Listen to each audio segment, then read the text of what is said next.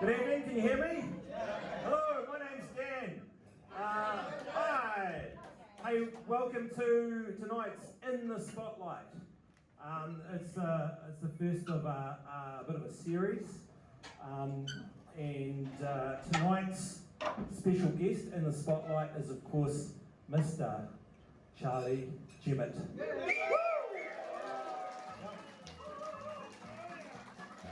Yes, Charlie. Have a seat here. Nice to meet you for the first time. Nice shirt, mate. Have a seat. Oh, thank you. We've got a few beverages here. Is it a nice one? It's a bouncy one. My feet don't reach the ground, mate. A little bit of housekeeping. You can listen to this as well too. Firstly, I'd like to thank our sponsors for this evening. We have Music Works, beautiful people at Music Works in the neighbourhood, and also Liquorland Wigram. So thank you to those sponsors. I'd like an ice cream. Like an ice cream. Like an ice cream. I've just been learning a little bit about how to use a microphone with Charlie backstage, like an ice cream. And also just with cell phones, if you've got a cell phone, ideally sort of, turn it off. I was at Tim Minchin's concert last night and he shared a story that even if you put it on airplane mode, your alarms can still go off, and as he found out in the middle of a Russian ballet, unfortunately. So yeah, so look out for that. Now, What? Mr. Jemmett. Yes. The man who sells dreams and the man who gives birth to stars. Is that? Well, no. Helps give birth to stars. No. Where dreams are sold and stars are born. Where dreams Are sold and stars are born. That was my slogan, yeah. Beautiful. Tell us about your early life, Charlie, and how you got into the music business. Well, it's a bit of a long story, really. How much time have we got? Well, when I was very young, I used to play around with wood a lot and rusty old nails. Probably about 8 or 10 years old, I used to make things. And my next door neighbour said to me one day, "Charlie, if you make me an armchair, I'll give you a white pony." So I made this armchair and I took it back over to him. He said, "Oh, I'm sorry, Charlie, there's no arms on it, no pony." So I didn't get a white pony. But anyway, because of that, my parents thought I was a carpenter, going to be a carpenter. So when I came to high school, they sent me to the Christchurch Technical College doing a building course, and that's where I started in the building. So you were going to be a carpenter? Well, sort of, yeah, but I wasn't really, because one of the projects we had was making a suitcase with dovetail joints, and mine was half the size of everybody else's because I cut the joints off about 4 times to get right. But while I was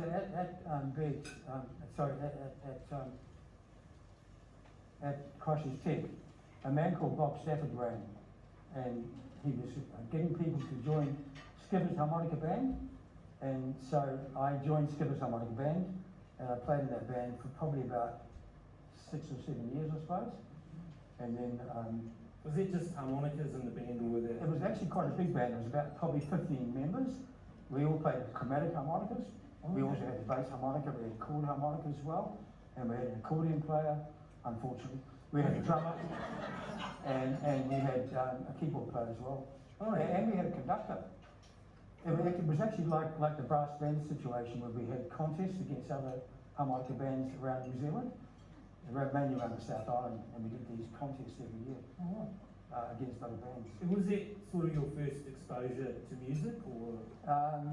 Yes, it probably was, really. Yeah. But and then Dad decided I wasn't going to be a carpenter. So your dad decided? My dad decided he wasn't going to, obviously by my suitcase situation. But he got me a job at Munn's menswear store. Oh yeah. We talked about that before with some people here, which was on the corner of Gloucester Street and Columbia Street in those days. Yeah. And the connection there was that my dad worked at a pie factory, and he had a mate who worked at another pie factory, who had a brother whose brother worked at Munn's Menswear. So that was a connection. And so that's where I started at Munn's Menswear. And I was there for probably about 3 years, I suppose. I worked for them. And then I got a call from Bob Stafford, the man who had been to the school about the harmonica bands, and he offered me a job at Beggs. So that's where I started the music business. And what was Beggs? Beggs was a Beggs music shop. school? Well, it was actually home appliances, had a record department, had a piano department upstairs, had a concert hall on the top floor, and a music department, of course. And I was working in the music department, and Bob Stafford was the manager of that department. Oh, okay. So it was in 1960 I started at Beggs as a junior. Okay. And how long were you at Beggs for? Oh, a long time. I was there. I was in Christchurch until 1969. Yeah. Then I went to Hamilton for 2 years. Yeah. And I understand you might have discovered a special instrument while you were. Yeah. Well, I used to hang around the basement a lot because underneath the shop they had this big long basement that was about the length of the shop. And one day I found this old accordion down there that had been pulled apart and hadn't been put back together again. So I assembled it and I worked out, it was a button accordion, fibro button accordion, and I worked out where the notes were. I wrote a chart out of where the notes were found, where the scales were, and started playing it in the basement. And that's where I learned accordion. Okay. And when did you start performing accordion? Was there? Oh, later on. Later But on. I was actually playing in the basement one day, and the chief of the Catalan Society came in to the shop and said, "Who's that playing accordion?" And they said, "Oh, it's just Charlie in the basement." So they got me out from the basement, and the guy said, "Can you come and play for our Katie on Thursday?" So I did, and that's where I started performing. Brilliant. Yeah. And so you were in Christchurch for 9 years, was it? I was in Christchurch from 60 till 69, yeah. And then a transfer came up to Beggs in Hamilton. Yep. So I went to Hamilton and joined the music department up there. But unfortunately, in Beggs in Hamilton, Beggs in Christchurch was a very strong music department. In Hamilton, I was on the first floor, way in the furthest corner away from the public, and right across from the golf department. Because it was called Beggs Wiseman's up there, they'd amalgamated with a sports shop, and they had fishing rods and golf clubs and other stuff. So after about a year there, Andy Shearer's music shop down the road offered me a job, and so I went and worked for him because that was a real music shop, and that was cool. But one day when I was actually working at Andy's, this Scotsman came into the shop and said, "Do you know any piano players?" He said, I'm a Scottish singer, and I'm looking for a piano player to accompany me. And I said, "No, but I'll play the accordion." And he said, "Okay." So we got together and we started doing gigs. We even did a radio show in Hamilton as well, and he was a great singer and told stories. And we'd get back from gigs probably late in the evening or early the next morning, and he'd say to me, "I'll go to my daughter Jane up to make some food for us." Jane had 2 daughters and sons, but he knocked on the door and said, "Jane, come and make us some food." And Jane would come up and make food for us. And I thought to myself, she's got potential, this girl. I might have to marry her one day. So, and I did later on, a few years later. But that was really cool. So we had a great time. And then I decided to come back to Christchurch. So I piled all the stuff in my car and drove all the way back to Christchurch and said, "Mum and Dad, I'm back home again." Were they pleased to see you? Oh, yeah, they were. So that was cool. Then I was unemployed for a long time. Well, we were. And then in 1971, I went to see Elaine Moody's music shop. It was a shop on the corner of Manchester Street and Litchfield Street. She was an elderly lady with a bit of angina problems.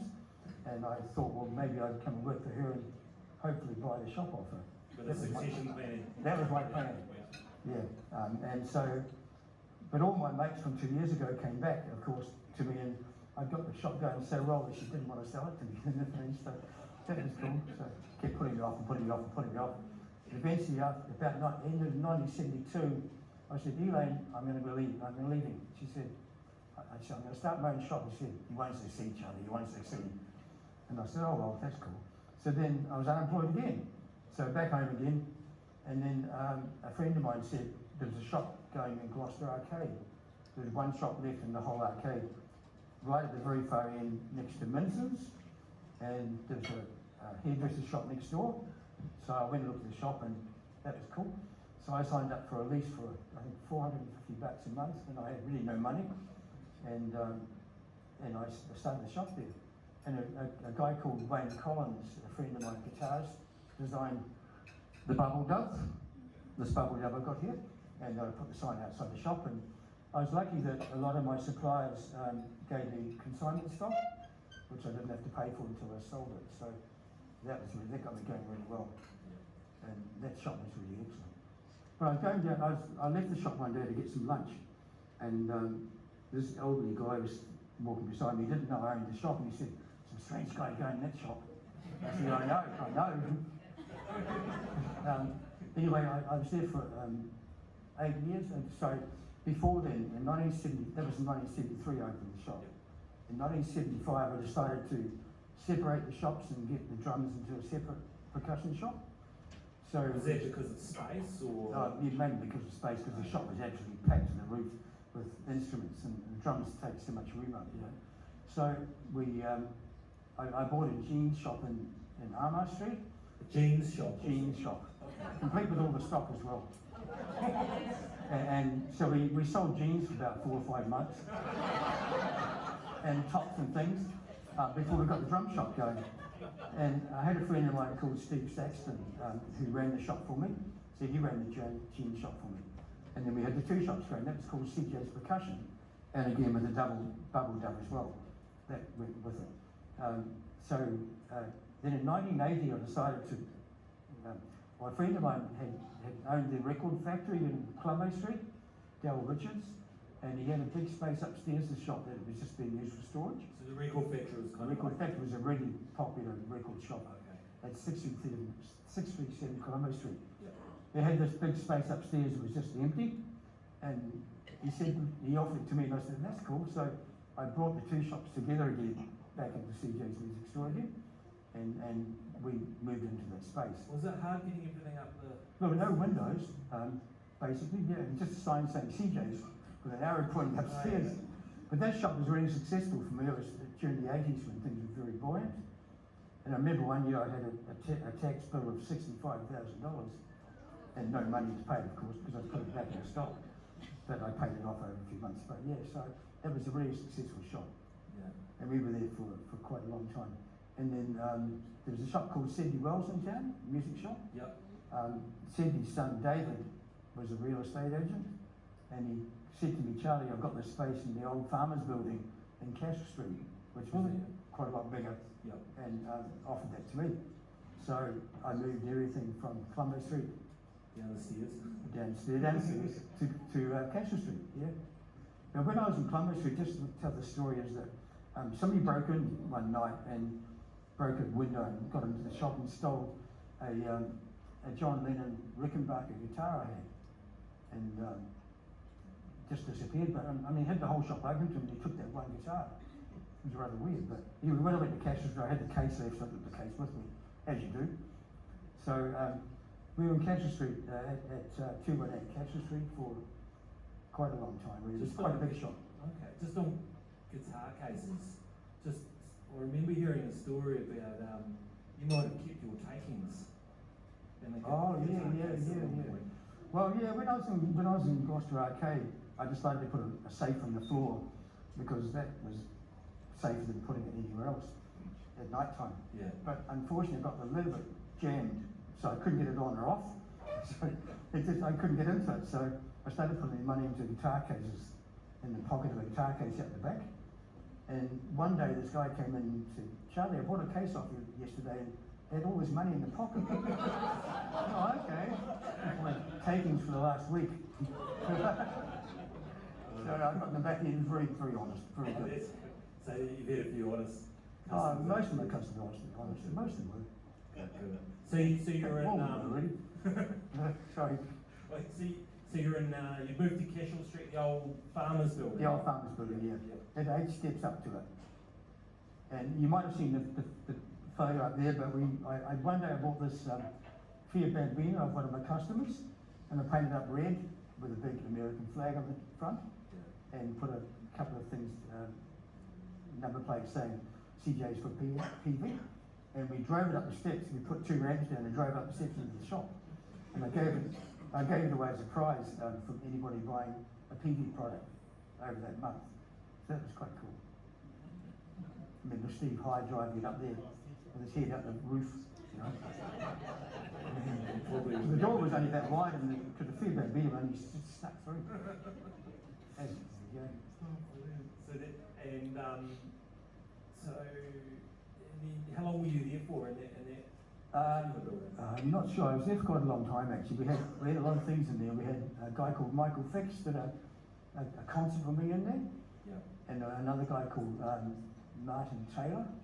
They both did concerts there, and Frank Gibson Jr. did a drum clinic in there when he was out there with Georgie Fane, and Georgie Fane came and sang in the shop as well during that clinic. That was really quite cool. Cool. Yeah. And of course I had these walls that I got people to sign, because all famous people, you know, because they were just a pale blue, and I got everybody who came to the shop who was famous to sign them. I mean, Joe Walsh signed it for me one day, and Chris Martin IV, the owner of Martin Guitars, signed it as well. So yeah. And where's that wall now? Is it somewhere special? Well, the wall isn't there anymore. The wall's gone. Well, because we at one stage the landlord said to me, the guy next door wants to move into your shop, Charlie. Do you mind if I move you 4 doors down the road? And I said, well, yeah, okay. He said, it's about the same size, and that's fine. So I decided to do that. And I said, I'll only move on one condition, that I take the wall with me. So we took all the walls off and took them with me. And we moved the shop. And in fact, the shop was twice the size of the shop it had been, and it was 10,000 square feet. It was huge. And so we moved the shop down the footpath one night, and just walked it down the whole shop. Drum kits, PA systems, amplifiers, guitars, everything. Just walked it down the road.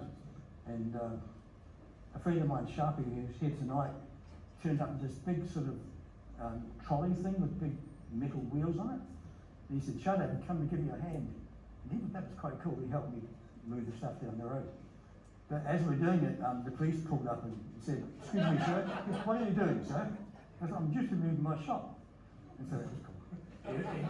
You know, you got a good rate on the retool for the new place. Yeah, well, actually, in fact, because he was quoting me for the same square footage as I had, and I said, well, as long as it's the same square footage, I'll pay that amount. So I got double the space for the same price. It was great. Yeah. But I built a wall halfway across, and then had this whopping big storage out the back, and a workshop out there that we did repairs as well. Oh, okay. That was a good shop, though. That was good. But while I was working in the shop one day, I had a knock on the door, just after 5:30 when it closed, and there was a lady there with a wee boy, and she said, "Can I come in and have a look around?" I said, "Sure." And she came in and looked around and wandered around, and she picked up an Ibanez guitar and said, "I had this Ibanez guitar." And then she saw that Rickenbacker that was stolen all those years before, which the guy gave back to me, by the way. I didn't mention that. But one day in the shop, a guy pulled me inside and said, "Charlie, can I talk to you?" And he pulled me inside and said, "I want to give you back a guitar I stole off you a few years ago from Clubbo Street." So he gave me this Rickenbacker back. And so I put it back in the shop, and the price went up by $200, of course. Inflation being what it is. Anyway, this lady picked it. She saw the Rickenbacker and said, "I'll have that Rickenbacker instead." And it was only when I zip-zapped it through my zip-zap machine, I saw it from Bjork, the Icelandic singer. Wow. She'd been doing a concert at Town Hall. And she bought it for one of her band members, so that's where it ended up. Oh, brilliant. Yeah, it's one of the Rickenbackers, yeah. I heard a story just before. Rolling Stones or some of their roadies might have popped in to purchase some items from you. Rolling Stones? No. Yeah, I heard rumors from someone. No, I don't remember that one. Someone spreading tales. Well, one of my customers traded the guitar, but he told me it used to belong to Brian Jones from the Rolling Stones, but I never believed that really. Probably just trying to get a better price, really. I don't know. But anyway, we never knew that, so. Okay. So there was the second store in Cashel Street that you moved into, and how long were you there for? Oh, a wee while. But then, and then somebody introduced me to a landlord who's building a shop on the corner of Wells Street and Columbus Street. It was like a 2-story height, but it was actually 1 story. And he said that I could actually design the inside of it, and I could move the shop if I wanted to, so I did design the inside of it. And I built a stairway up in a little mezzanine floor with a staff room and an office for me. And I put one wall, I put plastic mirrors up. Oh yeah. Well, the idea was it looked like I had twice as much stock, you know, a little reflecting on my guitars and stuff. That was cool, but on the other side of the building were this row of windows, and a certain time of the year the sun would shine through onto the mirrors.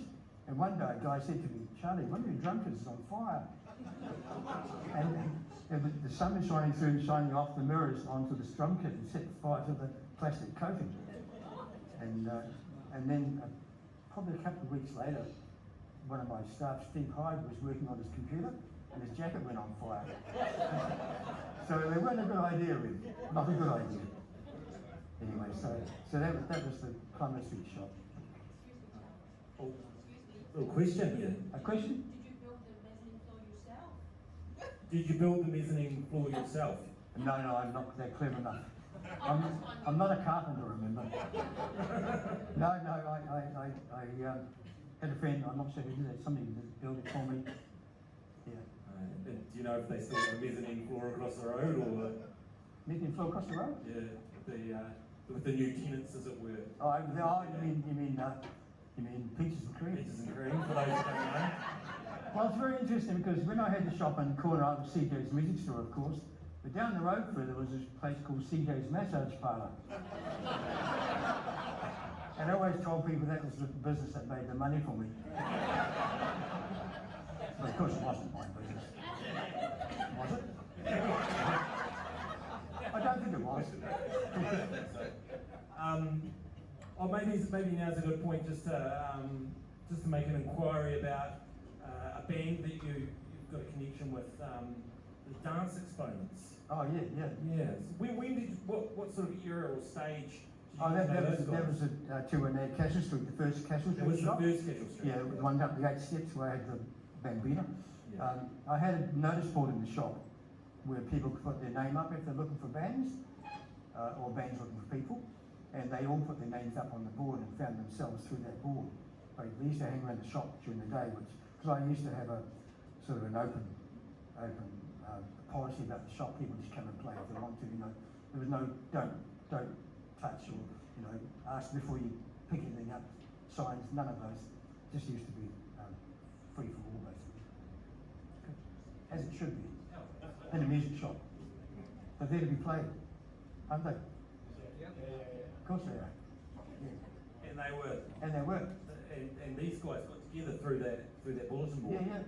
They used to come and hang around the shop most of the day in actual fact, really. So yeah, that's how I met them first. Yeah. Okay. And Great bunch. good bunch of guys. Yeah, good bunch of guys. Yeah. And I think it translated into you being in a film, or your character. Being a what? Being in a film. Was there a character based on you, perhaps in a A film? in a film, in a movie? Oh, a film. Oh, Yeah. sorry, yeah, okay. Well, yeah, but the character, unfortunately, they made him Irish. And of course, I'm more Scottish than Irish.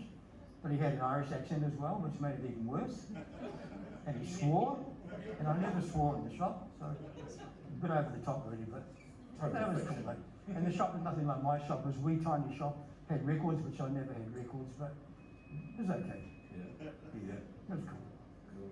That's pretty cool. And he didn't look like it at all. He was taller as well. Oh, brilliant. So that all happened in Cashel Street. It was the sort of the heyday for that sort of thing going on, and then Colombo Street across the road. You got your new building there, and Oh, that was later on, yeah. But when I was in the shop on the corner of Wells Street, yes, we had Danny Carey come in from Tool, oh yep, and he did a drum sort of talk there, a sort of meet and greet thing there. Yeah. And that was quite cool. But yeah, the shop on the corner wasn't probably my best years really. Things were going a bit hard for me in those days. I was struggling to survive. The business wasn't as good as it used to be, and Music Works which was a wholesale company in Auckland, decided that they wanted to open retail stores around New Zealand, and they approached me to see whether I'd be interested in being involved in that. But I really wasn't strong enough to do it, so they basically took over my shop, basically. So they took the shop from me and gave me a job as manager for the shop. And one day I was CJ's, the next morning I was music groups. Just like that. But that was after 28 years, so I had a really long time in the business, you know, that was good. Great. And I'm very grateful to all the customers that I had over the years. They really gave me a lot of support right through all those years, really. And they still do, really. I was just talking to people out there tonight, and just in preparation for this, it was just a common thing that everyone said. Just like, there's a lot of respect for you, a lot of love for you out there, and a lot of gratitude, you know? Well, the same from my side too, because it's a two-way street, really, you know. I was good to them and they were good to me, so that's how it works. Awesome, that's awesome.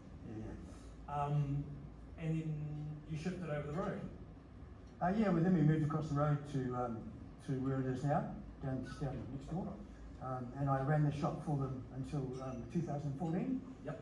So for about 13 years I managed the shop for them, and I decided to leave and do my own thing again after all those years.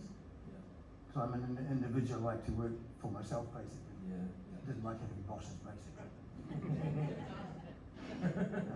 But there you go. And so where did you start off when you started being well, I went to China and a friend of mine put some money in to help me get going. He was like a silent partner. We went to China and to Guangzhou to a big music show there. And I couldn't speak Chinese and they couldn't speak English. So we walked up and down these rows and a bit of sign language. I met probably 5 or 6 different people I wanted to deal with for products, and I ordered stock off them and brought it back to New Zealand. I got it shipped back to New Zealand, and we started a stall at the big record market on a Sunday, and that was really good.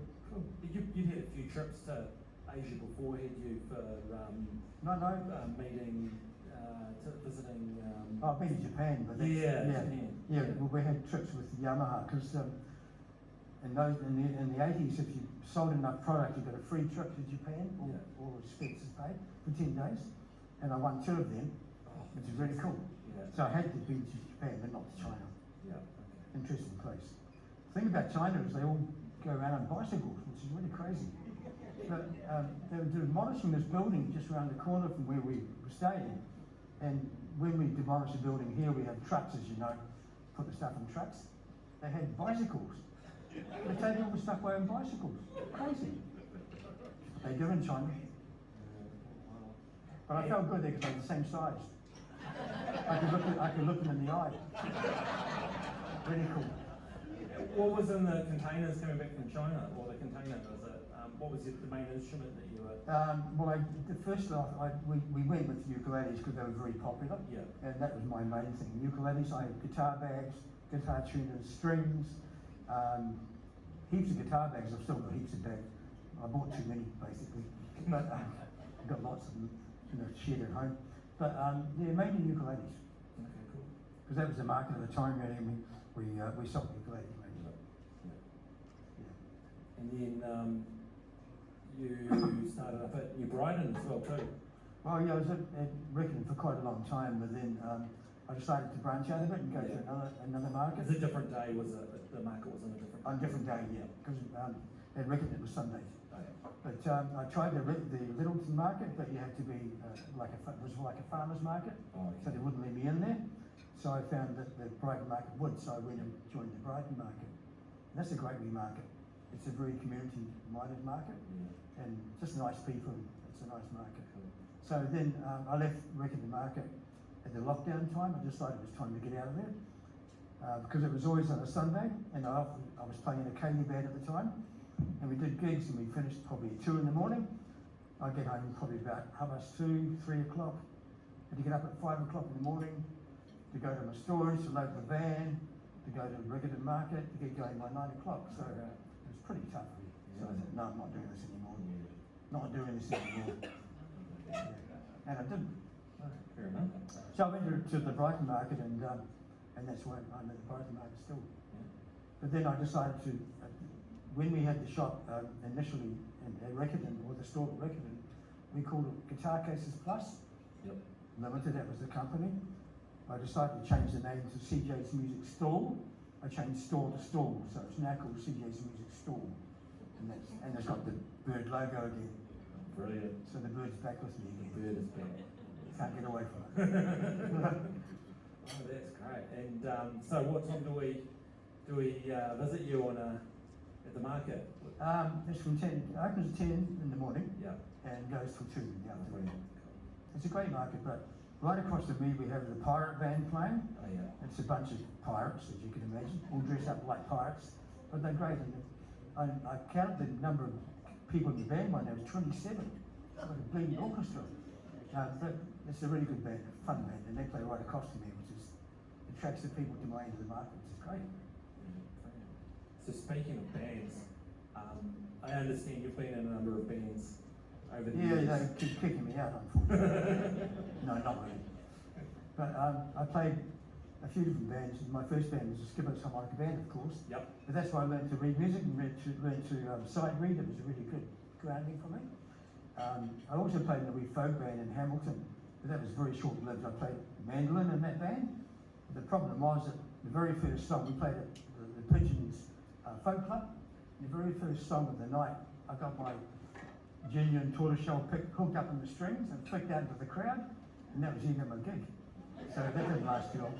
But, and then I joined a band called The Beggarmen, which was an Irish folk group. That was a great band. It did mainly folk festivals and the folk club.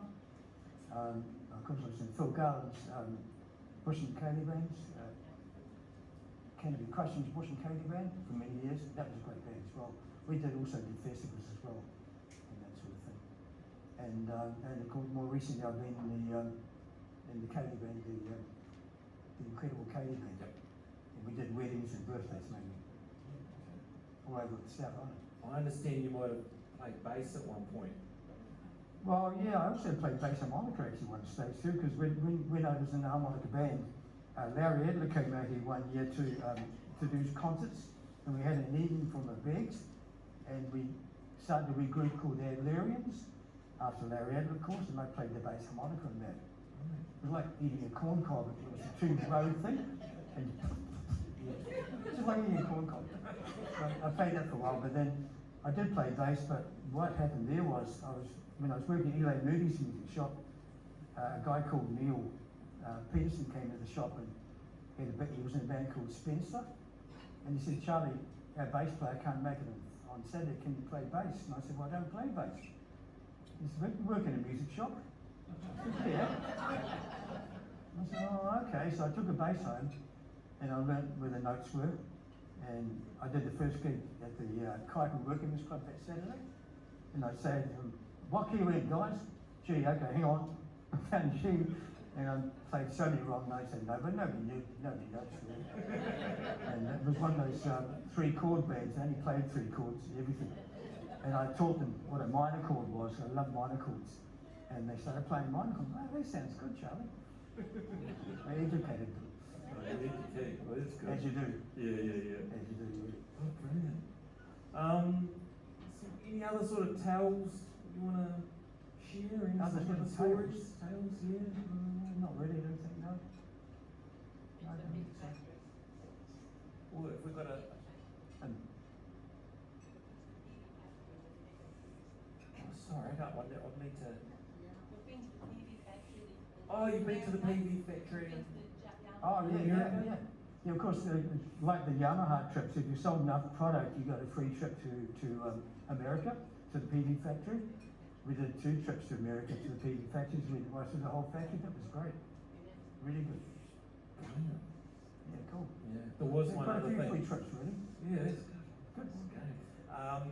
There was another thing that someone sort of shared that I found amusing was that sometimes you didn't always accept, you didn't need to accept cash for payment. Sometimes you agreed to,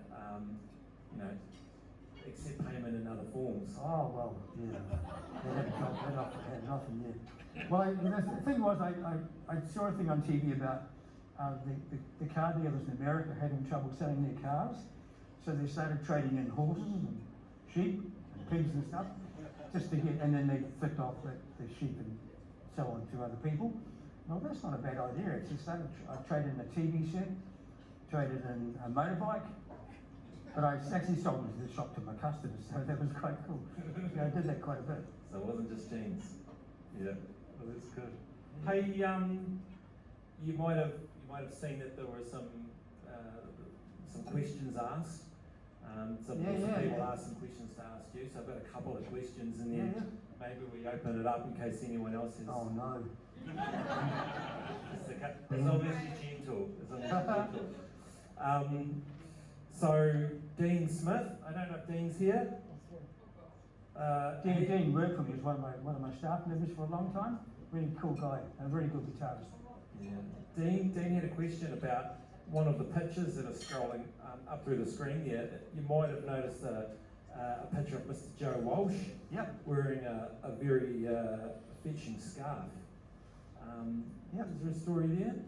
Yeah, well, when Joe came to the shop and signed my wall for me, he signed it, "How you doing, Joe Walsh?" He bought a scarf off me with music notes all over it, and I've seen that actually on clips of him on stage wearing that It's scarf. a pretty famous scarf now. But he also bought a very small Steinway guitar, like a 3/4 size Steinway guitar. Yeah. He said he wanted to play it on buses and aeroplanes, that's why he bought the small one so he could play it on the bus or an aeroplane, instead of poking the guy next door in the eye, you know. Oh wow. Yeah, so Yeah. There's another really nice question from Kieran Brewster. yeah. I think Kieran's here. Hi, Kim. When dealing out gear over the years, whether sales or at pro trials, to what degree did you realise that you would be fueling music careers and music equipment addictions for years and generations to come? Well, I'm sorry about that, guys, but that's true. It did happen. Yeah, well, a lot of people start their careers in my shop, but that's what I was hoping to do, basically, just help people in their careers. So, yeah, it did happen a lot. Like the exponents, for instance. But a lot of people like that as well started their careers by buying their first guitar or first drum kit from me, from the shop. Dad, did you actually help the exponents get together? You didn't explain that too well. Oh, sorry, mate. No, you saw the notice board. They saw the notice board, but they actually worked in. No, They practiced in your shop and stuff. Didn't no, they only found themselves through the notice board and they did the rest themselves, basically. No, but they practiced in your shop. Oh, they did, yeah, they From did. your shop. So your shop was a rehearsal room. Yeah, well, Michael Harrilandby was the youngest in the band. He was so young that he couldn't sign an HP form. And so his mother used to sign it for him. He was too young to sign it when he bought his drum kit. We've got a microphone, I think. If anyone's got another question or something to ask or a comment, put your hand up and Davey will come over and, or if you've got a nice voice, that's all good. Has anyone else got any? There's one over here.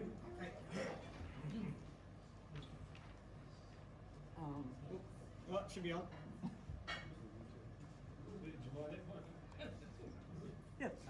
I've known Charlie since about 1980.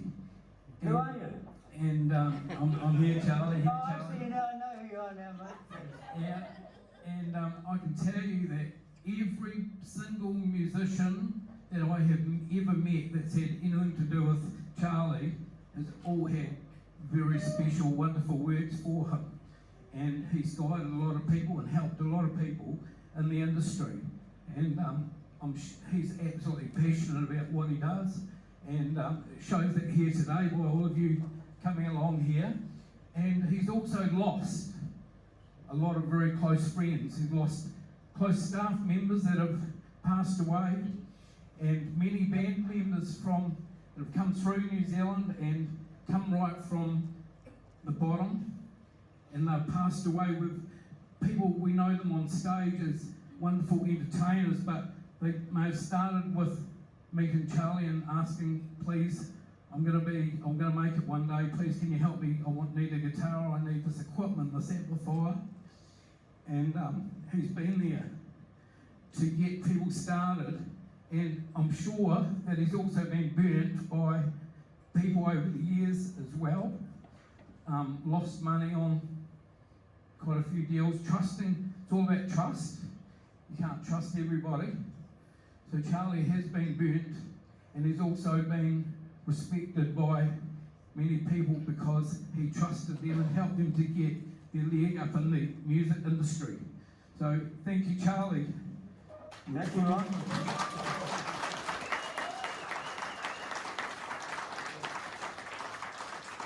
Next thing the thing was, when I first started the Brighton market, this baldy-headed guy walked past me.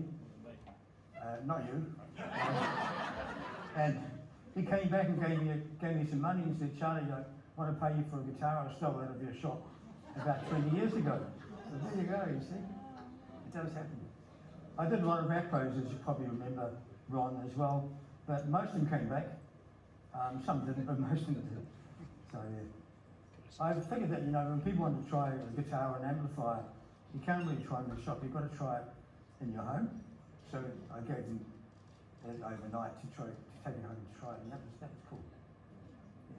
Yeah. Dan, we've got a question here. Oh, another question? It's not a question actually, but I'd just like to mention that back in the mid-70s, another friend of mine who was a musician were commissioned by Bellins to run a series of talent quests through about 8 or 9 hotels in Christchurch, and it was quite a good thing. They put us on a budget, and things went quite well.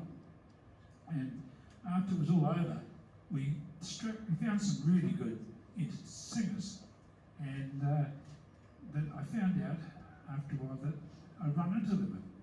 What are you doing with your talent? Oh, nothing. It's all gone. And so what we did was we referred them. Listen, go down and see Charlie, and he'll set you up with a bit of equipment, and then I'm sure we can get you a bit of work. Well, I found out from Charlie years later that half of them didn't pay for the goods. And I said to Charlie at the time, why didn't you ring the place? He said, oh, no, it's not one of the things that I do. And you need to be congratulated on that. Some of those rascals are still going and doing the same thing, Charlie. Yeah, I think you're a good appreciated.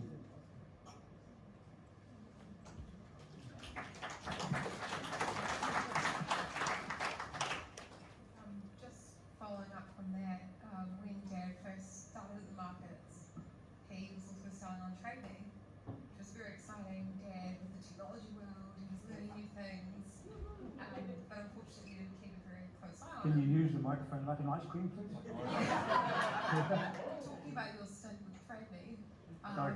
your stint with TradeMe, I'm sorry, I can't hear what you're saying. TradeMe, Yeah. yeah. And? And? So, Dad was telling me about the system, and he said, you know, people click buy, and then I ship immediately. And I said, wait, you mean once they pay, you ship? And he's like, no, you hit buy, and I ship. And I said, well, no, you need to wait for them to pay. And he said, but no, people don't want to wait for their goods. they have to know that I'll deliver same day. I was like, that means same day's payment. But he didn't, he didn't agree. He didn't agree. Crazy, eh? Always been crazy. Any other questions? I think that's playing the accordion, does that? Charlie, Oh, is it? Yeah. Charlie, Yes. would it be safe to say that you're from a very musical family? Yeah. Is that one of my cousins? That's one of your cousins. Cousin brother. Hi, cousin brother. My dad played the violin for many years in a band called the West End in Ashburton, and my mother played a wee bit of piano, not very much so, but my dad actually had a thing called a piano stick. He used to play the piano at home as well, and it was a stick about this long. It had 2 screws with rubber across them, there and 2 there and 2 there, and 4 across the other side, and so you play it on chuck, chuck, chuck, chuck. So the 4 would hit the C, C, C, C, and the 2 in between with the E and the G, so C, E, G, C, E, G. And he put a bit of paper behind the hammers of the piano, so it sounded like a drum, so like a one-man band basically. It was very early Willie MacArthur, basically. Yay! So yeah, all of my family played music. My daughter Sarah played the piano very well when she was at school as well.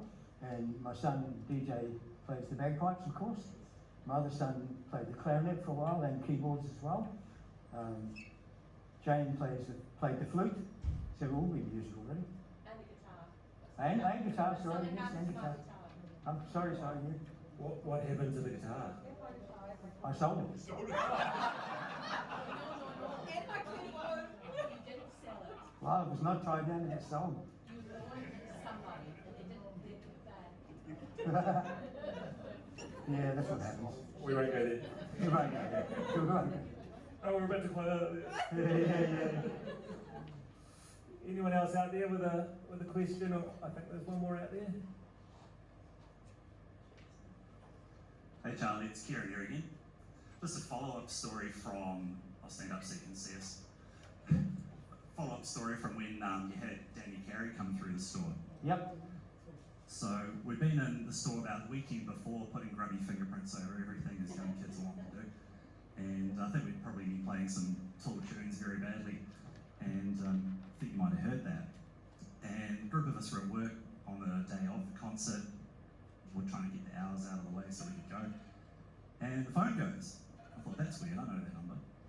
And I answer the phone and it's Charlie. He goes, Kieran, you like Tool, don't you? Yes. He was right.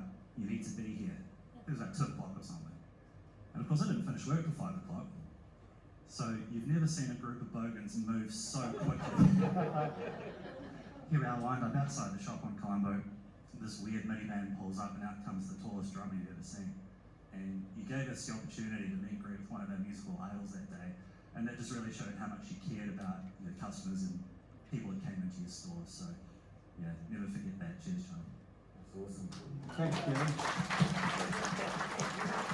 We actually had a very short time to organise that. In fact, we didn't only knew a few hours before that he was coming to the shop, so it was getting all these phone calls around to get people there, which is pretty great. But we also had people like Ndugu Chancellor, who was Michael Jackson's drummer. He did a clinic for us as well.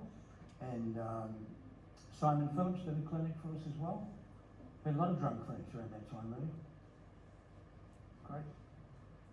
No, accordion clinics, right? Charlie, it's Funny that. Charlie, Campbell Platt here. Campbell Platt here. Oh, Campbell Platt. Hello, Campbell. I'm a bald guy, but I didn't steal a guitar off you, I promise. Yeah, of course you did. A couple of stories from me. One, I know lots of people love you. I don't. Because I'm addicted to collecting guitars. Good boy. My first real guitar I bought off you in 1994, I want to say. I was about 21 then, I think. Yeah. No, you weren't.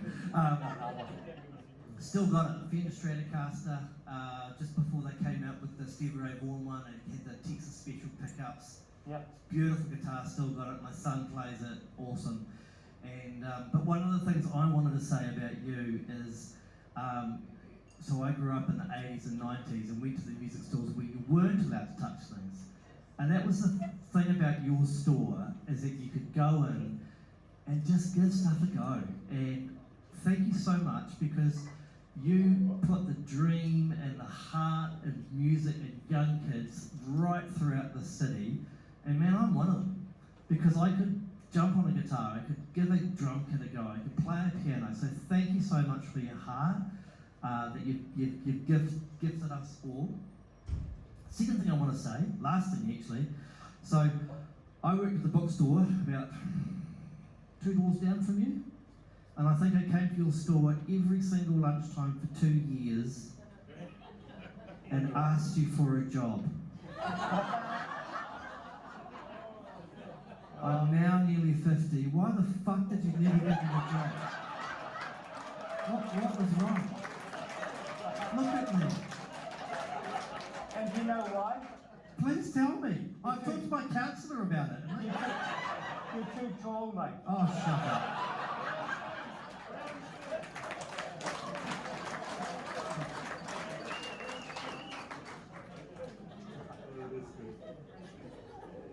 else out there? Or what? I think we've got one more out there. Brown shoes, Dad.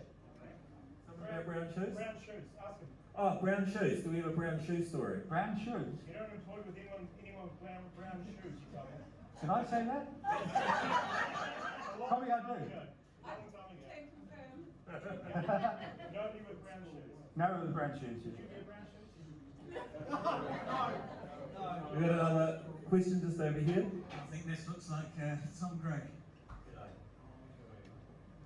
CJ, how are you? Tom. Hello. Just a story about CJ's salesmanship. Is that Tom? We have it here. Oh, hello, Tom. Sorry. Because nobody's talked about CJ the salesman. And I just want to tell you one quick private story that my wife and I went into CJ's store because I needed 2 sets of strings for 12-string guitars, for an electric 12-string and an acoustic one. And he was charming, of course, as always, showed me some other things, and I went out with an electric piano.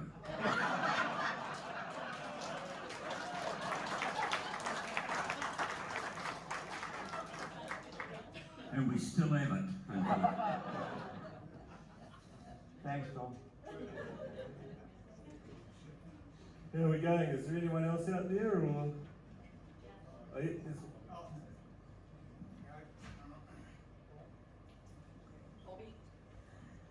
Charlie, it's your fault that John and I took a piano away on our honeymoon. Oh, What have you sorry got about to that. say about that?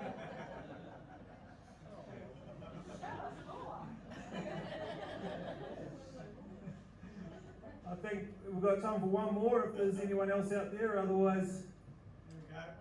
Here's one Hello. more. I'm late. It's away here before I dip it in my glass.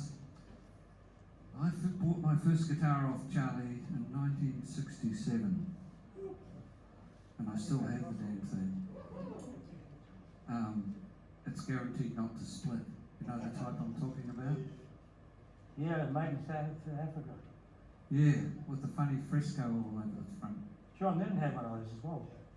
You know, I had 3 of those in my studio last year. Yeah. They all arrived together, it was amazing. My name's Arnie, I don't know if you know me at all. Yeah, and I just bought a guitar off him a couple of weeks back. Good boy. Yeah. So Charlie's been around as long as I've known. When I started playing guitars when I was a teenager. And I bought my first Stratocaster off Charlie as well, and that's done the rounds as well. Played many a Hendrix song on that one. I think this man has probably sold more instruments than anybody to the people of Canterbury. So 3 big cheers for Charlie.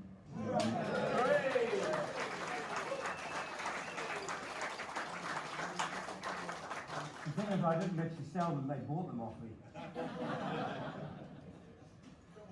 Oh, one more. We'll do one more. Hi there. It's Willie here. Willie MacArthur. So, I arrived in Christchurch in December 1993. Just as a busker, I didn't have any job. My wife kind of brought me back to New Zealand, and so she went straight into a job. I didn't have a job, so I was just busking on the street. And I turned up at Charlie's music shop, and he gave me strings, or he'd give me free repairs on my guitar, and gave me strings, and then I made money busking and paid for them. So he started me out, which is fantastic, and I'm sure I'm not the only one that's had that story where he's just helped people out and helped people along the way. But I'd also like to say is, you did a few Yamaha freebie junkets. I'm just thinking, how much Yamaha gear did I buy from you? Where was my ticket? Probably my best customer. How come I didn't get a seat? But I'm sure that I'm not the only person that had the story where basically you would go in and he would just help as much as he possibly could.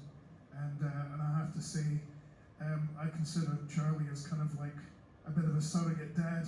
Whenever I needed a wee chat, he was always there. So thank you very much.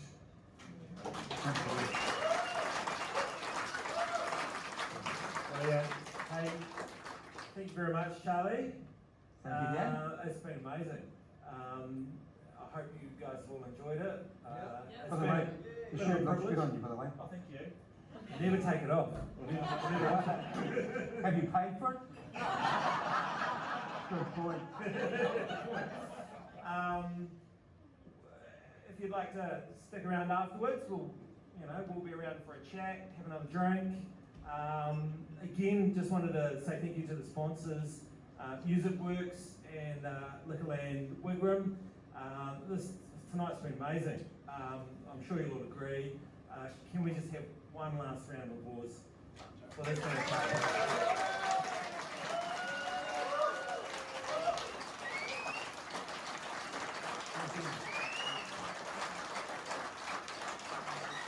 Thanks very much, everyone.